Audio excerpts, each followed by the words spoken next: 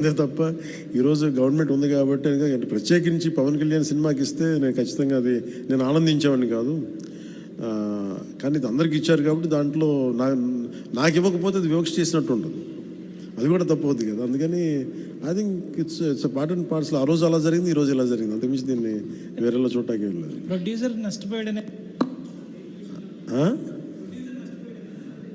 దేనికి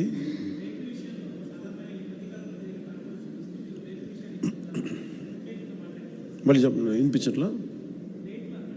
రేట్ల విషయంలో సినిమా టికెట్స్ రేట్ల విషయంలో ఖచ్చితంగా నేను నష్టపోయాను, నిర్మాతలు నష్టపోయారు. ఒక ₹5 రావాల్సిన చోట రూపాయి వస్తే దట్స్ ఓకే అనుకున్నాం. భగవంతుడు ఈరోజు మనకి ఇచ్చిన రూపాయితో తృప్తి పడదాం, ఖచ్చితంగా నష్టపోయాం. But that's okay. ఎందుకంటే వాళ్ళు వచ్చిన సంస్కృతి ఎలాంటిది, ప్రత్యర్థికి కోపం ఉంటే చీని చెట్లు నరిగేయటం, బత్తాయి చెట్లు నరిగేయటం ఆలోచన విధానం. అలాంటి వాళ్ళకి ఆర్థిక మూలాల మీద కొట్టడం సహజం. కాబట్టి అది మనం యుద్ధంలో దిగాం కాబట్టి, మనం పాలిటిక్స్లో ఉన్నాం కాబట్టి part and parcel. That's will take it forward. దాన్ని వెనకడిగే తీసలేదు, దాన్ని part and parcel. We have to accept it.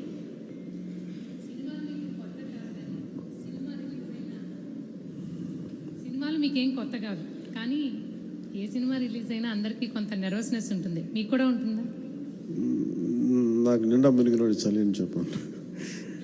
కానీ బాధ్యత ఉంటుంది. అంటే సినిమా బాగుందంటే ఆనందిస్తాను, బాగలేదంటే ఓకే ఏం కరెక్ట్ చేయాలని ఆలోచిస్తాను, అంతే తప్ప. ఎందుకంటే ఎందుకు నాకు నర్వస్నెస్ ఉంటుంది అంటే చేసేటప్పుడు చాలా ఒళ్ళు దగ్గర పెట్టుకుని చేస్తాను. నేను సినిమా బాగలేదని కూడా ముందే చెప్తుంటారు, బాగలేదు ఇబ్బందులు ఉన్నాయి చూసుకోండి. అందువల్ల నాకు ఏంటంటే నాకు గిల్ట్ ఉంటుంది బేసిక్గా. ఇప్పుడు మెచ్యూరిటీ వచ్చి ఎప్పటి నుంచో మూవీస్ తీస్తున్నారు, ఇప్పుడు మీరు అలా అనుకుంటున్నారా? మొదటి నుంచి కూడా అలాగే ఉండేవాళ్ళు? దీనికి నేను సమాధానం చెప్పాను. మీరు కావాలని నా ఇంటర్వ్యూస్ చూసుకోండి, బిఆర్ రాజు గారితో ఉంటాయి. ఆ ఇంటర్వ్యూస్లో నేను ఇప్పుడు ఏం మాట్లాడినా అవే ఉంటాయి. అందుకని ఉదాహరణకు తొలి ప్రేమ తీశాను. తొలి ప్రేమ షూటింగ్ చేసినప్పుడు సినిమా అయిపోయి రిలీజ్ అవుతుంటే నేను కూర్చొని అక్కడ ఒక్కనే కూర్చున్నాను. గబ్బర్ సింగ్ కూర్చున్నా కానీ నేను ఒక్కనే కూర్చుని ఉన్నాను. నా పక్కన పార్టీస్ ఏమి ఉండవు. జస్ట్ ఒకసారి నా జీవితంలో నన్ను పార్టీకి పిలిచింది భీమ్లా నాయక్. ప్రత్యేకంగా నన్ను పిలిచారు. ఎందుకంటే ఇంత ₹10-15 టికెట్ అప్పుడు కూడా ఇంత డబ్బు చేసింది ఈ సినిమా అని అనుకొని దాని ఒక్కదాన్ని ఫస్ట్ టైము నా జీవితం అదే మొదటిసారి వెళ్ళటం. మళ్ళీ దీని తర్వాత వెళ్తాను కూడా నాకు డౌట్. అవును, ఇంతకీ మీ ఎమ్మెల్యేలతో మూవీ చూసే ఆలోచన ఏమైనా ఉందా? మీ ఎమ్మెల్యేలతో మూవీ చూసే ఆలోచన, ప్రపోజల్స్ ఏమైనా? నేను ఎప్పుడు అట్లా ఆలోచించలేదండి. అసలు ఇప్పుడు చెప్తే ఇప్పుడు ఐడియా వచ్చింది, బాగానే ఉందనిపిస్తుంది. ఎందుకంటే అసెంబ్లీలో సగం మంది మీ ఫ్యాన్సే కదా. మేబీ మా ఎమ్మెల్యేస్ అందరికీ, మా కూటమి ఎమ్మెల్యేస్ అందరికీ ఖచ్చితంగా దీన్ని ప్రత్యేకమైన షో అయితే చేస్తే వాళ్ళు కోరుకుంటే ఖచ్చితంగా, అంటే నేను ప్రమోట్ చేసుకునే ఇబ్బందిగా ఉంటుంది కానీ ఖచ్చితంగా వాళ్ళందరూ అడిగితే మన హరిప్రసాద్ కానీ ఖచ్చితంగా I think will organise an exclusive screening for them. అందరికీ మనసులో ఉంది కానీ బయటకు అడగలేకపోతున్నారు. సో మీ ద్వారా వచ్చింది కానీ ఖచ్చితంగా నేను అడ్రస్ చేస్తాను. Thank you.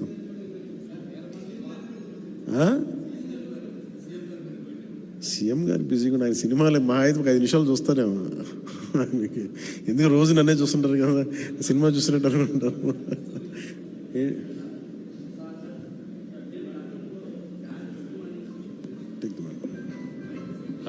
హలో, జానీ సినిమాని గతంలో మీరు డైరెక్ట్ చేసి ఆ టైంలో కొంత ఫ్లాప్ అని ఇబ్బందికరమైనటువంటి వాతావరణాన్ని కలిగించుకున్నారు.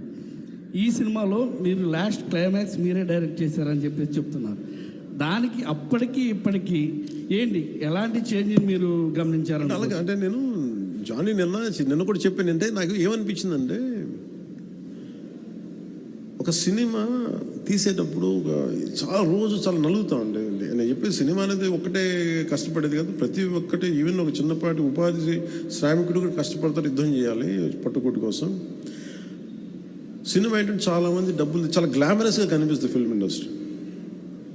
దానికి నేను ఒక చిరంజీవి గారు లాంటి అన్నయ్య ఉండి, నేను సక్సెస్ఫుల్ అయిన యాక్టర్గా ఉండి, ఖుషి తర్వాత వరుసగా విజయాల తర్వాత కూడా ఒక జానీ అనే సినిమాని నేను డైరెక్ట్ చేసి అది ఆడకపోయిన వెంటనే ఒక 5 రోజులు, 10 రోజులు, నెల రోజుల తర్వాత ఫస్ట్ షో పడింది. ఇది బాగలేదు అనగానే వెంటనే మొత్తం ఫైనాన్షియర్స్, డిస్ట్రిబ్యూటర్స్ అందరూ నా ఇంటి మీదకి వచ్చేసారు. మాకు డబ్బులు రావట్లేదు, ఇప్పుడు ఏం చేస్తాం? నా క్వశ్చన్ ఏముందంటే, మీకు డబ్బులు ఇచ్చినప్పుడు నాకు ఎప్పుడు ఎక్స్ట్రా ఇవ్వలేదు కదా, ఇప్పుడు డబ్బులు పోయినప్పుడు అది ఉండదు అక్కడ. సో నేను కంప్లైంట్ చేయట్లా. అంటే నాకు ఏమనిపించిందంటే, ఫస్ట్ టైము నాకు చాలా ఒక కారణం నాకు చెప్తున్న అన్ని బంధాలు ఆర్థిక బంధాలు నాకు అది గుర్తొచ్చింది. నేను ఆ రోజు మొత్తం నా రెమ్యునరేషన్ తీసుకోలేదు, ఇచ్చేసాను. నాకేమనిపించిందంటే ఒంటరితనం అనిపించాను. అంటే ఇప్పుడు ఎలా ఉంది అంటే గత ప్రభుత్వం చేసిన ఒక దుర్మార్గాలన్నీ నేను చేసేసి అందరూ నిందిస్తుంటే నేను ఎంత బాధపడాలో, సినిమా ఫ్లాప్ అయితే నన్ను బాధపడమని అందరూ అలా చెప్తా ఉన్నాను. నేను నా ఉద్దేశం ఏంటంటే సినిమా చేసాం, బాగలేదు, ఆడలేదు అంతే. కానీ దానికి ఏంటి ఏదో ఒక కొంపలంతా మునిగిపోయినట్టు ఇలా మొక్కలు పెట్టుకున్నారండి. అందరూ డీలా అయిపోయి ఓకే నష్టపోతే ఒక ఎంత నష్టపోయింది చూద్దామని చెప్పి ఫైనల్ నేను ఏం చేయగలిగింది, బాబు నాకు ఇచ్చిన రెమ్యునరేషన్ ఇది, నాకు రూపాయి వద్దు తీసుకోండి అని చెప్పి నేను ఇంకో 15 లక్షలు అప్పు నేను తీసుకున్నాను దాని తర్వాత ఇంకోళ్ళ దగ్గర. ఆ అనుభవం నన్ను చాలా బలమైన వ్యక్తం చేసింది. ఆ ఒక్క జానీ ఫెయిల్యూర్ నాకు ఎంత హెల్ప్ చేసిందంటే పాలిటిక్స్లో హెల్ప్ చేసింది. నేను 2019లో ఓడిపోతే మళ్ళీ నాకు అదే గుర్తొచ్చింది. నేను ఎలా సర్వైవ్ అయ్యానప్పుడు failure is a part and parcel of growth. అది నాకు బాగా బలం ఇచ్చి నిన్న ఒక నిర్మాత ఆ రోజు అన్ని ఇబ్బందులు లేవు, కానీ రత్నం గారు లాంటి వ్యక్తి ఒక చిన్నపాటి మేకప్ అసిస్టెంట్గా ప్రారంభించిన వ్యక్తి, అంచెలంచెలుగా శంకర్ లాంటి వాళ్ళతో సినిమా తీసి పాన్ ఇండియా సినిమాలు తీసిన వ్యక్తి ఈ రోజున సినిమా రిలీజులకి ఇబ్బంది పడతా ఉంటే నాకు అనిపించింది చాలా బాధేస్తుంది. ఇది నాకు అందుకని నేను దగ్గరుండి ఈ సినిమాని ప్రేక్షకుల దగ్గర తీసుకెళ్ళాలి అనేది నిర్ణయించుకున్నాను. సో నాకు అందుకు అనిపించింది అన్నమాట. అందుకని నా జానీ అనేది ఎందుకు వచ్చిందంటే ఇంత ఫీబుల్గా ఉంటారు.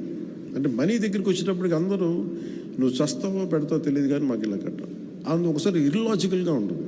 సో అలాంటి సమయంలో నాకు ఆయన అండగా నిలబడాలి. అందుకని that's reason why I quote. అందుకని క్లైమాక్స్ ప్రత్యేకించి నేను ఎందుకు చెప్పానంటే అప్పుడు నేను కొన్నిసార్లు నేను బుల్డోజ్ చేసుకుని వెళ్ళాల్సింది, కొన్నిసార్లు రైట్ నిర్ణయం మన మనసుకు తెలుస్తుంది యాజ్ అ ఫిల్మ్ మేకర్గా. కొన్నిసార్లు పక్కన వాళ్ళు మాటలు నేను అసలు ఎప్పుడు పక్కన వాళ్ళ మాటలు విన్నాను. కానీ ఈ ఫిల్మ్కి వచ్చేటప్పటికి ఈసారి ప్రత్యేకించి ఎట్టి పరిస్థితుల్లో నేను పాలిటిక్స్లో ఉన్నాను, సినిమాలు బాగా చేయడేమో అన్న సందేహం ఎక్కువ మందికి ఉంటుందని చెప్పి ప్రత్యేకించి శ్రద్ధ పెట్టి చేశాను. సో క్లైమాక్స్ కూడా ఎందుకు చేశానంటే నేను చాలా సంవత్సరాలు అయిపోయింది యాక్షన్ కొరియోగ్రఫీ చేసి. రియల్ లైఫ్లో వీళ్ళతో గొడవలు పడుతున్నాను, సినిమాల్లోనే యాక్షన్ కొరియోగ్రఫీ చేశాను. సో ప్రత్యేకించి ఆ particular episode it's close to my heart. చిన్నప్పుడు ఎప్పుడో పుస్తకాల్లో చదువుకున్నాం, హిందూగా బతకాలంటే జిజియాపుని కట్టాలి.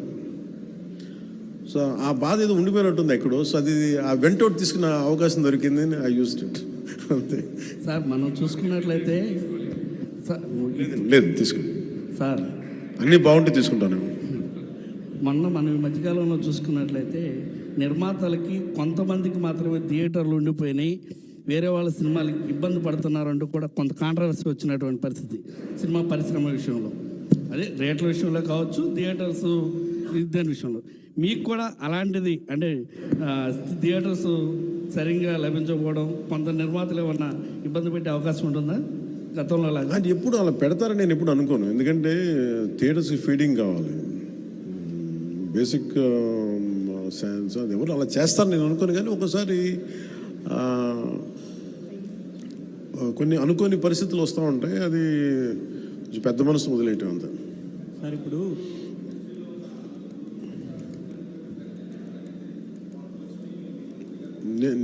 నేను ఎప్పుడు అనలేదు ఆ మాట. నేను అన్నారా,